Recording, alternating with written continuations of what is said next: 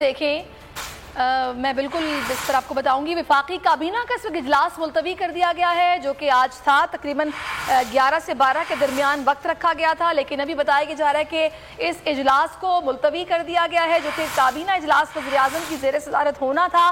किन वजूहात की बिना पर इसको मुलतवी किया गया है, ये भी हम आपको बताएंगे। अभी आपको आगाह कर रहे हैं, काबीना इजलास वज़ीर आज़म की ज़ेर सदारत होना था, जो कि अभी मुलतवी कर दिया गया है। यकीनी तौर पर हालिया सिचुएशन पर मुशावरत होना थी, लेकिन अभी इस इजलास को मुलतवी कर दिया गया है और अब ये इजलास नहीं हो रहा।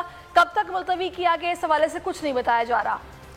आपको खबर दे रहे हैं, वफाकी काबीना का इजलास आज वज़ीर आज़म की ज़ेर सदारत होना था, लेकिन आज इस इजलास को मुलतवी कर दिया गया है।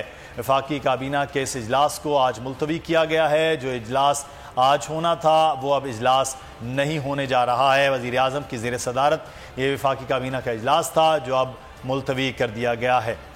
वफाकी काबीना के इजलास में आज अहम फैसले भी मुतवक्के थे, लेकिन आज इस इजलास को मुलतवी कर दिया गया है। फहद चौधरी हमारे नुमाइंदे इस वक्त हमारे साथ है। जी फहद, आगाह कीजिएगा, किस वजह से आज इजलास मुलतवी हुआ है?